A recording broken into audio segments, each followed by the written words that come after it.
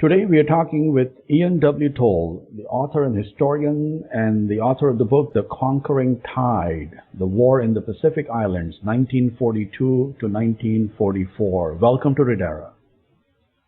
Thank you very much, Manish. Thank you. This is obviously second of the three books that you are working on in the trilogy of the focusing on the war that has been obviously so well chronicled and researched and talked about. It's a fascinating book. I urge every listener to consider and review and read the book as much as they can.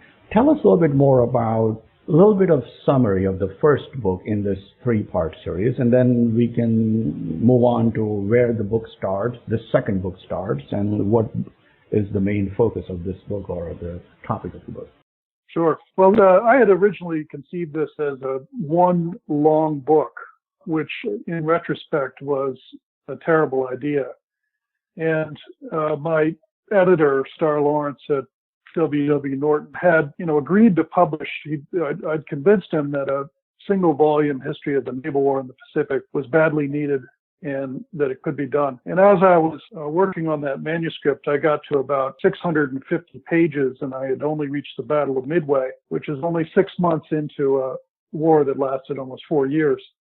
So I called my editor and I said, we have a problem here because the way this book is tracking, it's going to be more than 2,000 pages long. And he said, well, in that case, why don't we just go ahead and turn it into a trilogy? And I'm very grateful to him for that, because that's really what I needed to do here was to take 3 long books in order to tell this very, very big story on a big canvas, the way I like to tell it. So the first book in the series, Pacific Crucible, which was published about 5 years ago, really just tells the story of the opening phase of the Pacific War, from the surprise attack on Pearl Harbor in December 1941 through the Battle of Midway in June 1942, which was, of course, the devastating counterpunch in which the Americans managed to sink 4 Japanese fleet carriers. So that opening phase of the war, and also a lot of the background to the war, is contained in the first book in the trilogy. The second book, The Conquering Tide, tells the story of the heart of the Pacific War, the middle 2 years of the war, in which the Americans and their allies first mounted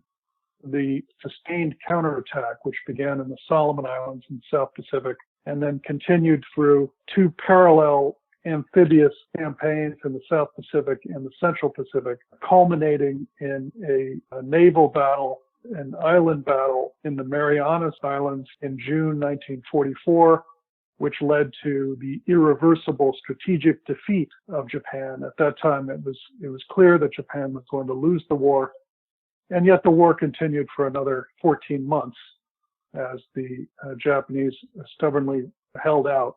And that last phase of the war, that last year of the war, will be the subject of my third book, which I'm writing now, which will be entitled Twilight of the Gods. Do you have any idea when the book may be available? I would like to say the fall of 2018. Okay. It's taken me about 4 years per book so far, and I wish I could write them faster, because it is quite a bit of time between books. But it's an enormous subject. I think to do it properly really requires that kind of time, to do it carefully, to do the research, and to take the care necessary to address this huge subject. It is a vast and a huge subject. And if you can tell us, in The Conquering Tide, what were the political scenarios at the time, civilian scenarios, how open and candid both the governments in Japan and in the U.S. were to their civilian population? Give us a little bit broader narrative before we go into the military operations and the strategy. Sure. Well, I'm glad you asked that question, because I think that that's one of the most fascinating aspects of the Second World War, is really how was the war presented to the civilian populations at home. And, in a sense, I think you could say that the Second World War was a test. It was a proposition to say whether the fascist or military authoritarian models of the Axis countries was inherently stronger than the democratic model of the United States and Britain and many of their allies. So it was, in a sense, this kind of clash of different visions for how to organize society. At the same time, in all combatant nations, and the United States is included, you have the urgent necessity to protect military and vital wartime secrets, and therefore censorship and the withholding of certain kinds of information is absolutely necessary.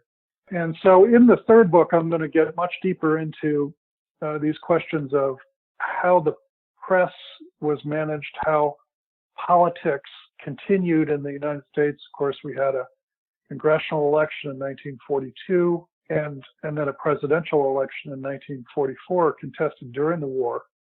Our system, as you know, does not provide any way of suspending elections or suspending the political process in wartime. So we have to continue to, allow the rights of political opposition, and to the extent possible, we have to maintain our freedoms of the press, freedoms of speech, political opposition, and that creates very significant challenges. And in the case of the Pacific War, we had one of the two theater commanders in the Pacific, Douglas MacArthur, became a kind of a champion of the American right during the war and became a stalking horse candidate for the Republican nomination for the presidency in 1944. And all of this was occurring at the same time that the most fundamental questions about how to prosecute the final phase of the Pacific campaign were very live issues in Washington. In particular, do we return to the Philippines prior to mounting an attack more directly on the homeland of Japan or on island positions that are closer to Japan?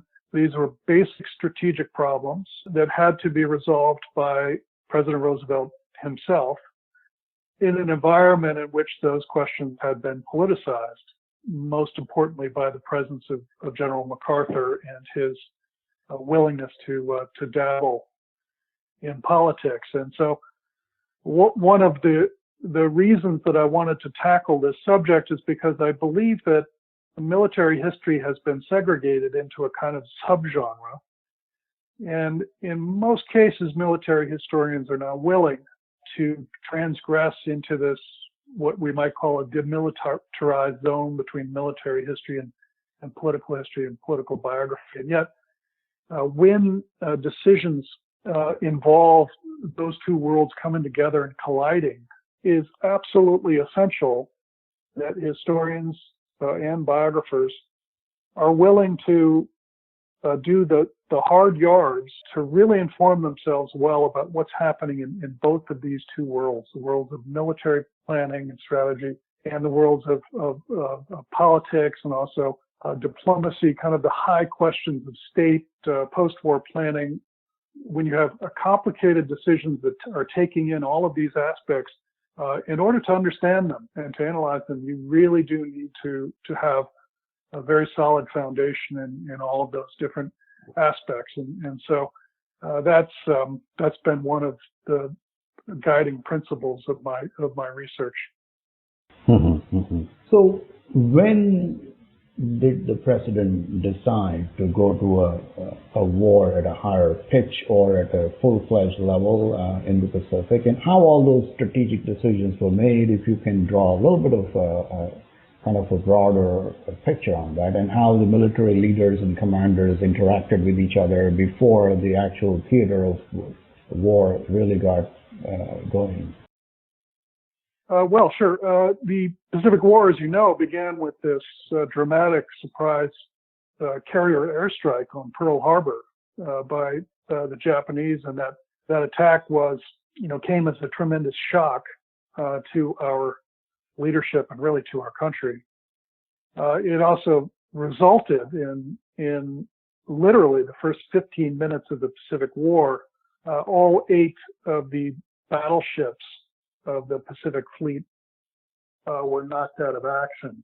And this was, at the time, perceived to be a really devastating blow. As it turned out, the attack on Pearl Harbor was not nearly as devastating as it might have been because the battleships were no longer the most essential part of the fleet.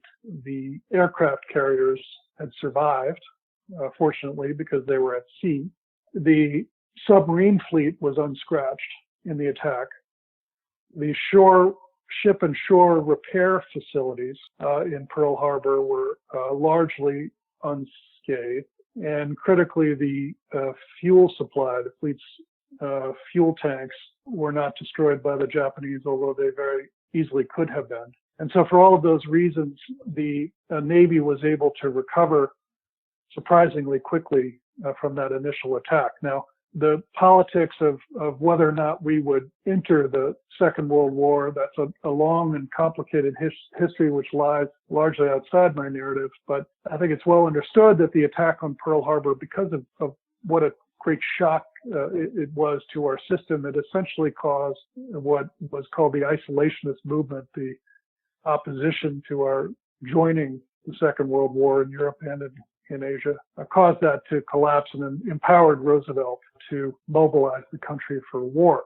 Our Constitution, as you know, provides almost unlimited power to the president to direct the military strategy of the war. Roosevelt had been an assistant secretary of the Navy during the Wilson administration. That was a job he held for almost the entire 8 years of the Woodrow Wilson administration. It was the job he held longest in his career of any job other than the presidency itself, and it was an immensely important part of FDR's early career in politics. And I think it is important to emphasize how important that was in shaping his views. He had virtually run the day-to-day operations of the U.S. Navy during that period. He had personally overseen the mobilization of the U.S. Navy in the First World War. And so he felt very comfortable in the position of commanding, particularly the Navy, but also just the military. And so he was immensely comfortable in that role. He took a direct hand in selecting many of the officers who would lead the services, and notably both Ernest King, who was the top officer in the U.S. Navy during the war, and also Chester Nimitz, who was the commander of the Pacific Fleet and of that entire part of the Pacific Ocean. And, so the major decisions of the war were largely in Roosevelt's hands. He was advised by officers who he had, in most cases, handpicked. And at the same time, the Joint Chiefs of Staff, which were the service leaders of the Army and the Navy and the Air Force, which was at that time still part of the Army, were on this committee, the Joint Chiefs of Staff, which still exists today, but at that time was really an ad hoc body that had no statutory authority, and there was no way to resolve disagreements between the service leaders except to appeal their disputes directly to the president. I would say in the early part of the war, Roosevelt was much more willing to really kind of override his military advisors' opinions. The most important example of that was Torch, the invasion of North Africa, which was an operation that virtually all of his senior military commanders were opposed to it. The British had backed it, and Roosevelt simply overruled both his Secretary of War, Henry Stimson, the Army leader, George Marshall, Ernest King, the Navy leader who supported Marshall, overruled them all and decided that we were going to go into North Africa. And of course we did. Now, later in the war, the Joint Chiefs had developed, I think, a much more well-oiled, smoothly functioning military planning staff. And so later in the war, I think Roosevelt was much more inclined to defer to the views of his senior military commander. And so that, in a nutshell, is how that dynamic worked. And of course, a relationship with the British government was an immensely important and complicated subject, particularly with regard to the war in Europe, but also often became a factor in the war in the Pacific as well. And so the relationship between Churchill, whose role I think was analogous to that of Roosevelt's in many ways, the relationship between the two principal allied leaders was very much at the heart of grand strategy in the Second World War. Mm-hmm. I think one of the most fascinating things that people fail to understand is the industrial might of the American economy that managed to supply enormous equipment and assets that are needed to continue the battles and the war. And somehow Japanese were not as good as that because many of their supplies and cargoes were completely choked or destroyed by the Americans. If you could go into that how industrial advances in this country and efficiency that really drove the success in the war. Sure. Well, the size of the American economy was much larger than that of the Japanese and that of Germany as well. There was also the factor, I think, often slighted that of the major industrial economies in the world in the Second World War, there was only one that was really completely beyond the reach of its enemies. So, the industrial heartland of the United States was completely beyond the reach of Japanese or German armies or bombers. There was no way that our enemies could interfere with our mobilization for war in any way at all. And we were unique really in that respect. And the industrial base was there. It was really concentrated in industries that had nothing to do with munitions. And so the second part of the challenge was taking a really large and in many respects a very sophisticated, by the standards of its time, a very sophisticated industrial base and transportation system, a country rich in raw materials, talk about the United States, and transforming that industrial base into a war-making machine and doing that very quickly. And so that was essentially a political problem. And I think by any measure, it's just staggering how quickly the American economy was able to retool to become what's been called the arsenal of democracy, to take the vast automobile manufacturing plants of Michigan and to turn them into factories that were turning out tanks and airplanes. And that was accomplished. That the original targets that were set out right at the very beginning of the war, barely a month after the attack on Pearl Harbor, Roosevelt to the Congress and the State of the Union threw out some astronomically high figures on a number of planes and tanks and so forth, anti-aircraft guns that would be produced. At the time, many people doubted that those numbers were achievable, and yet they were all exceeded. And so I think that really was the story of the Pacific War, if you ask why the Allies won. That more than anything is the answer. And it is, I think, it's significant that our political system was able to achieve that and to do so quickly. We were then and are now a free market economy for the most part, mixed economy, but with commitment to free market principles. And yet that particular achievement in that part of our history was really done with command and control, directed from Washington, with extraordinary and unprecedented powers, really, asserted by the federal government over private industry. And the anecdote that I think gets to the heart of this best is that the Office of War Production, early in the war, simply informed Detroit that there would be no more rubber or tires for civilian vehicles. And this forced essentially Detroit to shut down the assembly lines. This for the automobile industry comprising, some 10% of the economy at that time, simply shut that entire part of the economy down by fiat. But, at the same time dangled the carrot, which was you take these factories, convert them, start making tanks and planes and jeeps and weaponry. And the opportunities for those companies to make money was going to more than compensate for the sudden loss of those civilian markets. And that was how the war-making machine was created. It was. Industry after. It was. And Yes, and for all of our commitment to free market principles, I think it's important to recognize that in the Second World War, which I think most Americans would agree, what this country achieved in the Second World War, winning that war, was one of the most important and also one of the proudest moments in American history. This was achieved really with central planning, essentially, a centralized power in Washington. And I don't think that necessarily provides any lessons for what we should do in the future, but it is, I think, an important exception to the principle that the free market is, always going to provide the answers. Moving on further, the Pacific War was mostly naval air power battles between U.S. and Japan. And maybe we can go a little bit also deeper into that. Were there a couple of turning points that are important? And was there submarine command that was also very critical in supporting the broader effort in the Pacific?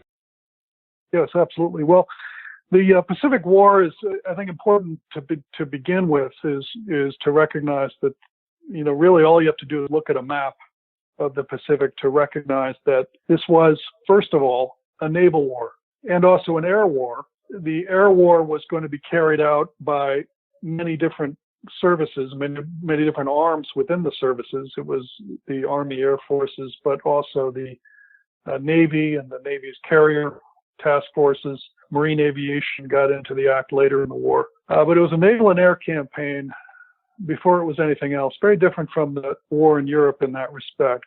There was no big clash of armies in the Pacific, even in the largest campaigns in the Pacific, the Philippines, Okinawa. These were, in terms of the ground forces involved, relatively small scale operations compared to the invasion of Europe, which began in June 1944. And so it was the naval and air campaign, first of all, also the intellectual capital that had been built up by our military, the thinking and the planning for how we would fight Japan was the product of really 30 years of intensive study.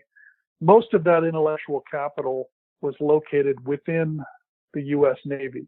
And this was something that Roosevelt understood, something that our Navy leaders continually tried to remind their Army colleagues about. And yet, at the same time, you had this colossal figure in the Philippines at the beginning of the war, General MacArthur, who was not only very well known to the American people, but was also very senior, had really an extraordinary career, was, I think, maybe the most highly decorated officer of the First World War, had an extraordinary record of personal courage and achievement in the First World War, had been the Army Chief of Staff at a very young age. That's the highest ranking post in the Army at the time. That was early in Roosevelt's presidency.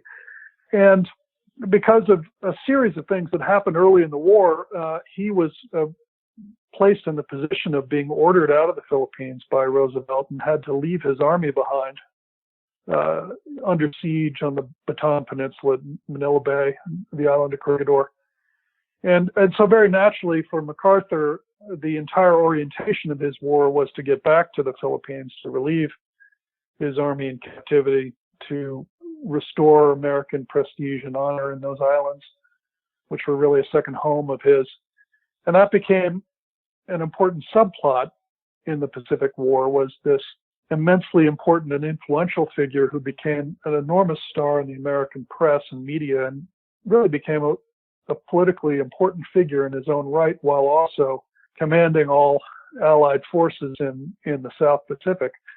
At the same time, you've got the Navy with the theater command located in Hawaii and Pearl Harbor under Chester Nimitz, eager to essentially execute the game plan for how to defeat Japan, something that they had studied intensively over the entire course of the career of someone like Nimitz, had been dedicated to studying and preparing for this war, which we had envisioned and expected at some point to occur in the Pacific, and with a very specific plan on how that could be achieved, with the combination of carrier air power, Of course, what's important about carrier air power is that it can project itself much further across distances, across sea distances, which is really the main part of the problem in the Pacific, is projecting force, projecting air power.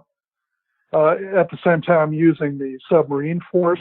And there had been some debate prior to the war about how exactly the submarines would be used. The way they were ultimately used was to sever Japan's internal sea communications and essentially cutting them off from their sources of oil and other vital natural resources, which were located in the South Pacific, in the Dutch East Indies and Malaya, and the territories they had taken from the British and the Dutch early in the war. And so the internal sea lanes were a critical kind of Achilles heel for Japan. Japan was more vulnerable to an attack on its shipping, its merchant shipping, than any other combatant nation of the Second World War, including Britain. And so the submarine campaign essentially destroyed Japan's ability to continue waging war by cutting Japan off from its sources of vital raw materials. And then finally the entire world of amphibious warfare, which was a specialty developed principally by the U.S. Marines, but also working closely with the Navy. And amphibious warfare, striking an enemy on land by way of sea, was an immensely complex and difficult kind of warfare. It also was one that required a tremendous amount of innovation in the development of new types of weapons and new equipment, and also forced the different military services to work very closely together in sustained and intricate cooperation, which of course led to a lot of internal friction. And that's an important story of the Pacific War, and one of the themes that really unites the second book in my trilogy, The Conquering Tide. You go into great details and explain very well the operational details and certain operational aspects that are not very easy to generally understand. I mean, like one of the battles that were really fought was Guadalcanal battle was very important, and was also the increasing amphibious power more and more that was turned on while during the Gilbert Islands. If you want to explain some of that what really happened in those battles, that really what decisions or executions that were good that led to those successes there. Yeah, absolutely. Well, it was the view of the Navy, which is to say, really, it was the view of the Navy's leader, the Chief of Naval Operations and Commander-in-Chief of the U.S. Fleet, Ernest J. King, the very powerful admiral who stood atop the Navy during the war. It was his view that you really needed to try to get off the defensive and get on the offensive as quickly as possible. That in naval warfare, in particular, the advantage most often going to be with the attacker. That a defensive kind of strategy was almost always a loser's game when you're talking about war at sea, because there's no way to dig in at sea. There is no defensive fortifications that you can build. There are no foxholes. You can't dig into an entrenched position the way an army can on land. So you wanted to be on the attack. So he had pushed really from the opening weeks of the war for the Navy and the other services to get into a position where they can begin attacking and dictating the pace of events. And he argued that the South Pacific was the place to begin. And the reasons for that were complicated. They had to do a lot to do with logistics, with the ability to support advanced forces in a very, very remote and inaccessible part of the world. But he had argued really in the immediate, actually even before the Battle of Midway, which was the counterpunch in the Central Pacific that blunted the Japanese ability to use its carrier air power in offensive operations. He had argued that we should begin a very early counteroffensive, beginning with an amphibious landing to take an advanced Japanese position in the Solomon Islands. And that operation eventually centered on the island of Guadalcanal and the Solomon Islands, which was the furthest south and east that the Japanese had come in their offensive. And they were building an airfield on this island of Guadalcanal, almost completely undeveloped island. There had been some coconut plantations there. It was a kind of a primitive outpost of the British Empire. And King had argued successfully, convinced the Joint Chiefs, and I think implicitly convinced President Roosevelt to support this risky counteroffensive, which would occur surprisingly early in the war. And so in August 1942, the 1st Marine Division was landed on the island of Guadalcanal. The small Japanese garrison there scattered into the bush. The Marines took possession of the airfield. Getting the Marines ashore was relatively easy. It was essentially a bloodless landing. But then you had this tremendous logistical challenge to support that force of Marines, about 20,000 Marines. Well, I think fewer initially, but very quickly got up to about 20,000 Marines on this island and on the nearby island of Tulagi. Had to support them. That means constant resupply by sea and the need to get air power in quickly to finish that airstrip, get airplanes in there to defend this position against really a tremendous concerted series of Japanese naval and air attacks and amphibious landings that occurred over a period of about 2.5 months. And there were a series of major naval battles that occurred just off of Guadalcanal. There was near constant daily air combat in the skies over the island. And there were a series of relatively small but very vicious ground fights around the marine perimeter. And this whole series of battles, land, air, and sea, simultaneously are tied together as the Guadalcanal campaign. And it really was kind of a test of the ability of both sides to support their forces in a very advanced theater in which logistics became absolutely critical. Logistics meaning just the basics of getting fuel and weaponry and food and reinforcements into the theater of supporting advanced air bases and so forth. And it was a close call. It looked for several weeks. It appeared that it would potentially be necessary to withdraw the Marines, or even worse, that it would not be possible to withdraw the Marines and that they would be essentially overrun on Guadalcanal. But due to a series, I think more importantly than anything else, really due to a series of significant naval victories that occurred, that the Americans were able to win several naval victories. The Japanese in late December 1942 abandoned all hope of holding on to the island and then evacuated what few forces they had remaining. And after that point, the direction of the Pacific War was entirely in one way. It would be a long, bloody conflict after that. But the Allies were thereafter always in the offensive, always taking territory back from the Japanese, and Japan was really never able to go over to the offensive again. We have been talking with distinguished historian and author Ian W. Toll, The Conquering Tide, The War in the Pacific Islands, 1942-1944. We've talked quite a bit about the book and the topic. I would like to explore a little bit more about the author as well. How did you get interested in this topic? Well, it was the product of a lot of independent reading over many years. I'm not a professionally trained historian. I actually had worked in both in the worlds of politics and finance prior to getting into it, but I had always been a voracious reader and had built up a base of knowledge about this subject over many years, and had previously written a book about the founding of the U.S. Navy in the period of the early American Republic, and decided that I wanted to tackle this subject as a follow-up. I also lived in Japan as a boy, ages 11 through 14. And the very first book I ever read that wasn't a children's book, I think at about age 12, was The Rising Sun by John Toland, which was a big sprawling 1,000-page narrative about militarist Japan in the 1930s, culminating in the Pacific War and its defeat. So kind of an epic history that I picked this book up. I think all the adults were reading. My parents and their friends were all reading it. This book came out in the 70s while we were there.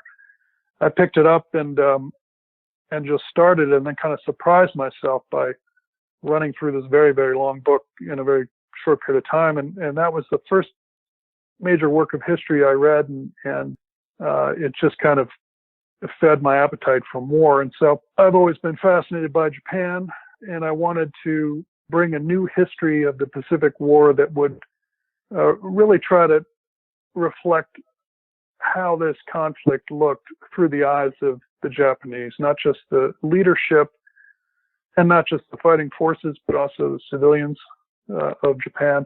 And so that's been one of the guiding principles for me, has been to try to provide some sense of how this conflict looked from the home fronts on both sides as well. You also have worked in politics, and you also have worked in finance, you've investments, and also you've lived overseas. It gives you a different perspective than somebody who's just a military historian. Yeah, I'd like to think so. Yeah, I mean, there's a lot of different people who labor in these vineyards, and so I don't think it would be fair of me to generalize. I think there are a lot of different authors who are bringing different kinds of strengths to this work. I think earlier in the interview, I had made the point that I think that this kind of sealing military history off as a subgenre has sometimes been a destructive tendency.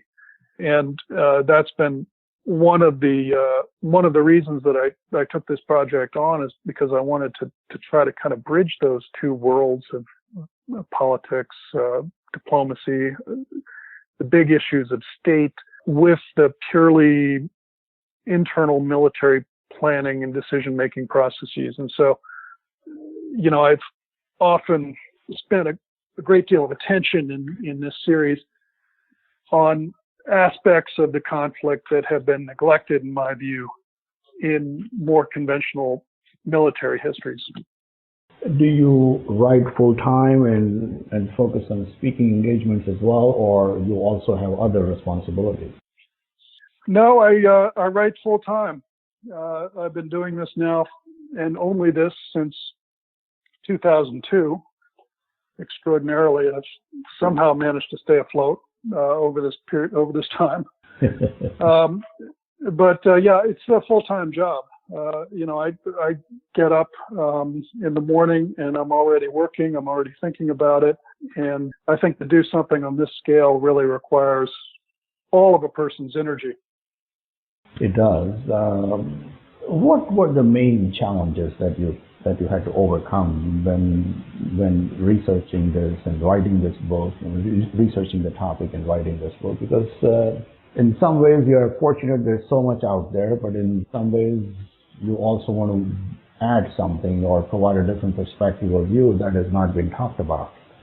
But yeah, where did you find the inspiration and strength and sources that you were able to collate together and synthesize together? Well, I've always found that the best way to do research is to go into the archives yourself. I don't really use research assistants, or to the extent that I do use research assistants, it's sparingly for particular tasks. I go into these archives myself. I go through the catalogs, and what I almost always find is that if I go in there looking for something specific, I may find that thing that's specific, but I'm going to find something else that I wasn't looking for that's even more interesting. And so, I have always allocated lots and lots of time to doing archival research and to trying to educate myself very thoroughly about certain aspects of the subject that may have been neglected by others who have covered this same material. And, I can give you one quick example. I recently was in the Hoover Institution archives at Stanford, and I came across a whole trove of material on the subject of pilot fatigue. And the Navy had hired psychologists to try to answer this question. So why are naval aviators reaching this point where they're essentially unable to function anymore? They can't fly. They become kind of catatonic. They begin losing weight even if they're eating well, and essentially become ineffective. And we've got to pull them off the line. Why is that happening? What can be done to counteract it? And they brought some of the best minds in this field of psychiatry and medicine to try to develop ways of dealing with this problem. And there's a whole literature that's sitting there that I find quite fascinating, but which has been almost entirely neglected in the literature, and it plays to a theme that I intend to develop in this third book to a much greater extent, which is that essentially the war was just an ordeal for the people who had to fight it. It was a terrible ordeal. And for all of the nostalgic memories we have about what our country achieved in that war, virtually all of our fighting forces by 1944, or certainly 1945, really just wanted it to be over. And how you manage that intangible human quantity of endurance, physical, mental, emotional endurance, that became a central consideration for our leaders, and in several ways, which I'm going to be able to develop more in this book, it became a significant consideration for what kind of strategic decisions we should make in order to preserve that kind of human energy in the fleet, on our fighting forces, certainly among our air forces. Thank you very much for your time and your comments, and we are still obviously awaiting for your third book. Thank you for your time. Thank you.